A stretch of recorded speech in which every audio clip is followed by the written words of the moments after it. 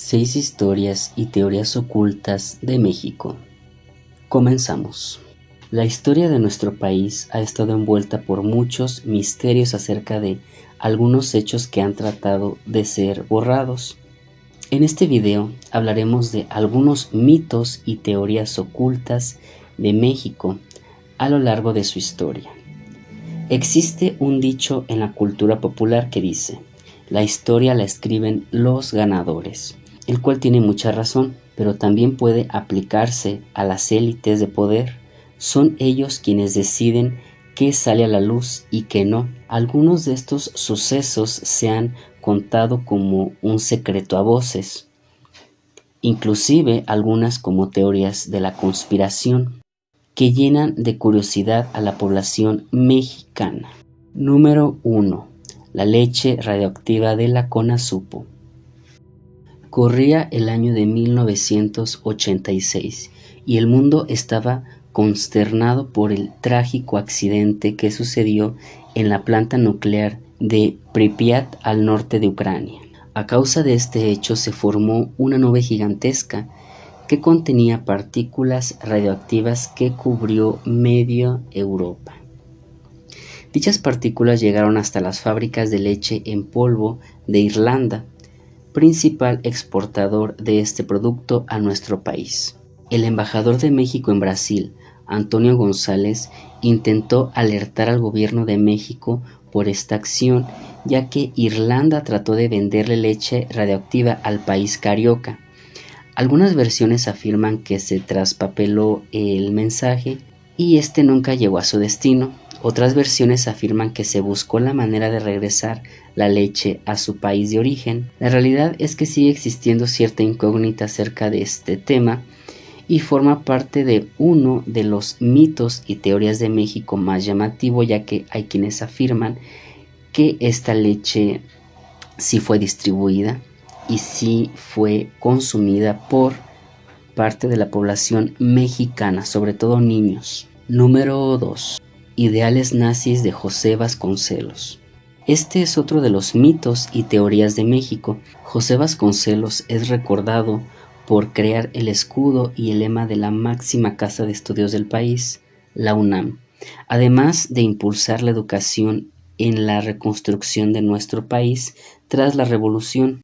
El otro lado de la moneda son los supuestos nexos que tenía con los ideales fascistas de la Alemania nazi. Desde la dirección de la revista Timón, revista continental, que era abiertamente simpatizante al régimen de Hitler, hasta la creación del concepto de la raza cósmica, la cual hablaba de una raza mexicana superior, producto de un mestizaje de muchos años. Algunos aspectos hablan de que hay semejanzas con la idea del superhombre, del que se hablaba en el Tercer Reich, inclusive que el saludo de la UNAM tiene tintes fascistas. La creación de la raza cósmica es por demás un tema que resulta interesantísimo, ya que en un estudio él propone que la raza, producto de este mestizaje que surge en América Latina, en el caso de México, intenta poner como una raza perfecta, producto de la mezcla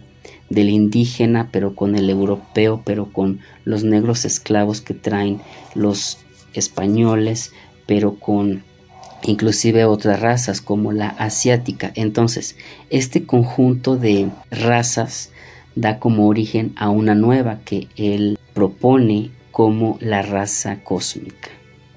Número 3. Tratado de Tlatelolco. ¿Alguna vez te has preguntado por qué México no tiene armas nucleares o por qué solo hay una planta de energía nuclear en nuestro país? La respuesta a estas incógnitas es el Tratado de Tlatelolco, firmado en 1967, impulsado por el mexicano y ganador del Premio Nobel de la Paz, Alfonso García Robles. En este acuerdo, distintas naciones firmaron por el desarmamiento nuclear en el mundo. En una época donde se vivía gran tensión por lo que sucedió en la Guerra Fría y por los horrores vistos en Japón en la Segunda Guerra Mundial, ese tratado parecía venirle bien al mundo. La realidad es que se dice que Estados Unidos estuvo detrás de esto, ya que no le agradaba la idea de que México incursionara en el campo de la energía nuclear y con esto buscaba frenar su interés. Número 4. Madero y su relación con el espiritismo. Muchos años antes de que se iniciara el movimiento revolucionario, de que ocurrieran los hechos siniestros de la Decena Trágica, un joven Francisco I. Madero se estaba formando en París. Fue allí que tuvo sus primeros contactos con el espiritismo. En su regreso a nuestro país, a su natal Coahuila, conoció los libros de Allan Kardec, considerado el padre del espiritismo. En los diarios espiritistas que escribía Madero se habla de que conoció a un ente llamado José, y este le dio la idea de iniciar la Revolución Mexicana. Para Madero estas sesiones eran muy serias y no le importaba que la prensa nacional lo catalogara como un loco que hablaba con los muertos. Inclusive se decía que varias decisiones de su gobierno eran consultadas en sesiones espiritistas. Número 5. Tratados de Bucareli. Luego del asesinato de Carranza y la toma de poder por parte de Álvaro Obregón, el reconocimiento por parte de los Estados Unidos era un requisito prioritario para restarle fuerza a la oposición que buscaba hacerse del poder a toda costa. Para lograr esto, en 1923 se firmaron los Tratados de Bucareli, con los cuales el gobierno de Estados Unidos reconocía a Obregón como presidente legítimo de México. A consecuencia de esto se aceptaron distintas minutas que favorecieron los intereses económicos del vecino norte y afectaban la soberanía nacional. De entrada, el artículo 27 de la nueva Constitución no afectaba a las empresas norteamericanas y no se le permitía a nuestro país el desarrollo de tecnología petrolera, bélica, aeroespacial, marítima o industrial por 75 años. Número 6. Accidente de cobalto 60.